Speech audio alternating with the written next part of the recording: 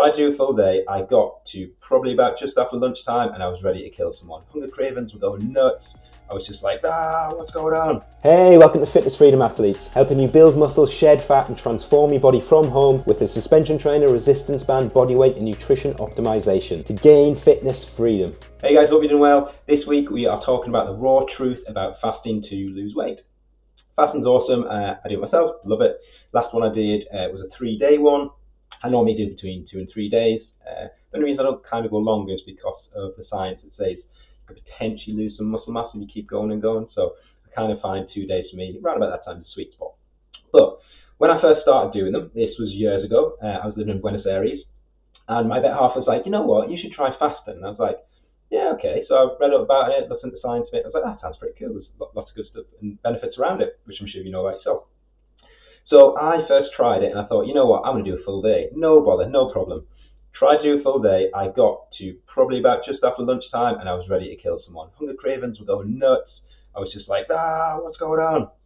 The reason I struggled then was because my body wasn't metabolically flexible. All those years ago, I was eating what I presumed was healthy, which I guess in some regards is. I was getting my vegetables in. I was eating sort of clean meals, but I was eating so many carbs because I wanted to build lots of muscle. I wanted lots of energy. I was training loads then. I was a lot younger. I didn't have a kid. I wasn't approaching 40. I had loads more energy. So I was just eating carbs and carbs and carbs. And what I didn't realize back then was that actually my metabolic flexibility was terrible. So my body knew how to use carbs for energy, but it didn't know how to use fat, eaten or stored as energy. It struggled. So when I started to starve it and the carbs went like that, leptin and ghrelin were released and they were like, oh my God, feed me. And it was like trying to battle Mike Tyson in a ring in my stomach. And, I gave in. So what I suggest to you first off, with starting with fasting, if you do have quite a carb heavy diet, you might find it tricky because your body is so used to using carbs for energy that it's going to struggle to then shift to fat. You can teach it to, and that's where fasting can help. So if you're going to start with fasting, I'd recommend just start your first one with like just half a day, see how it goes, and then maybe like 2 or 3 weeks later, try a full day, and maybe a month later, try a day and a half, and 2 months later, maybe try 48 hours. Take your time and slowly build it up. Okay, what will happen is you'll probably find that each time it gets easier and easier. So the first time you might find it difficult, but you're kind of you're throwing your body in the deep end and you're saying, I'm not going to feed you. You're going to have to use fat, internal fat stores for energy, deal with it. And your body's like, oh crap. And it kind of gets forced to. So you're going to have to just suffer through those kind of hunger pains. They get less and less and less as that sort of bad bacteria in your gut reduces down and the cells get better at learning how to use fat as energy, the mitochondria in your cells. So that would be my first recommendation would be, if you're doing a fast, start slow and start big. Now, don't look at fasts as a weight loss solution. Don't suddenly go like, I'm going to starve myself and do a fast and lose weight.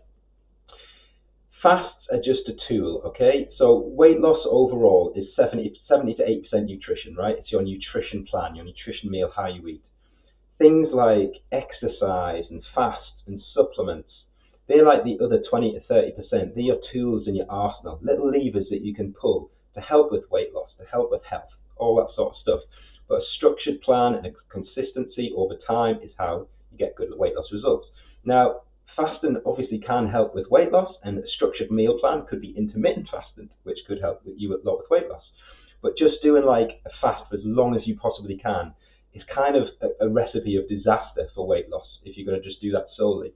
The reason I say that is you might be able to drag it out, okay? So you will lose some fat in that fast, depending on how long it is. You will lose some weight. A lot of that would be water weight as your muscles and your liver depletes carbohydrates, so especially your muscles, all that water will come out of your muscles as well, so you lose a lot of weight. But it won't necessarily all be fat. You will lose some fat if you keep active, you keep walking during the fast, hitting your 10k steps, that's great. But what tends to happen is, I've seen this many times, when someone finishes a fast, they're like, right, I'm going to have a meal. And they dive into a meal that's like most likely full of carbs, okay? What happens? That one meal turns into, oh man, I'm still quite hungry. I'm just going to have another one, and another one, and another one. Before you know it, you're just like banging meal after meal after meal after meal after meal, quick snacks, quick fixes, just bam, bam, bam, bam. And what can actually happen is you can end up putting more weight on because you binged than what you might have lost in that little fast, all right?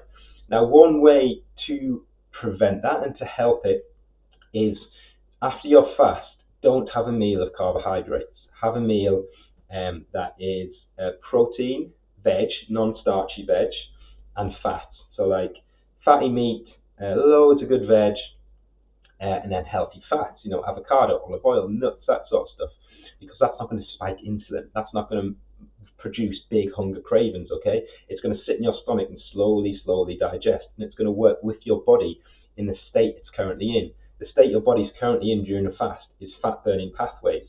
So keep feeding it those fat-burning pathways, and it'll your energy levels will remain quite sort of stable. You start hitting it with like easy access carbs and things like that, you're going to feel like a hit, then a low, and a hit, then a low. You're going to be a bit all over the place, okay? So that would be my recommendation after a fast to have like a good meal and just leave the carbohydrates alone for now.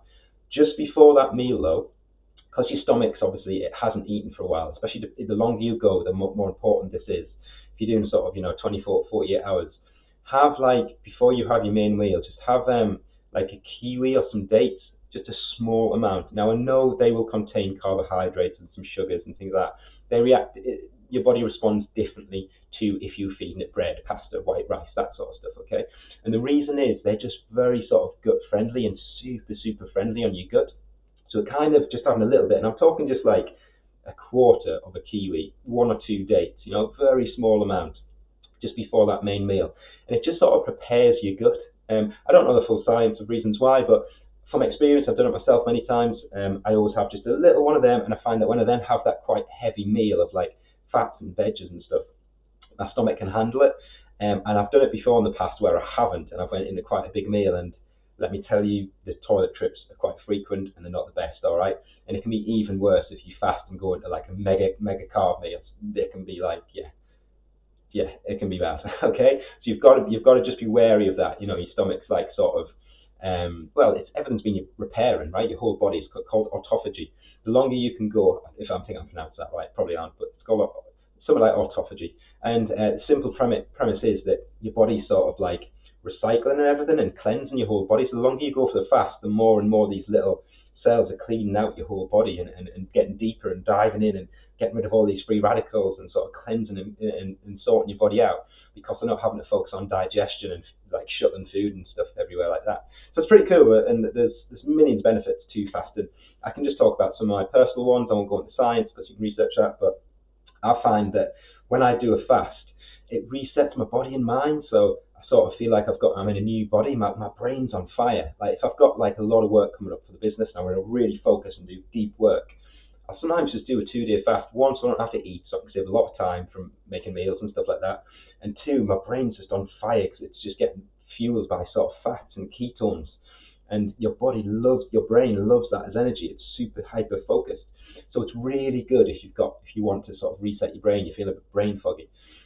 Like I say, it just feels like you've got a new body. You get this new sort of release of energy, and it's just great if you've had like a big party weekend or you've been away. It's just a good way to kind of just get rid of all that quick sort of like fast food and all that sort of stuff. Or if you've been at home for Christmas, for example, you've just been enjoying yourself. It's a good way to sort of reset after that.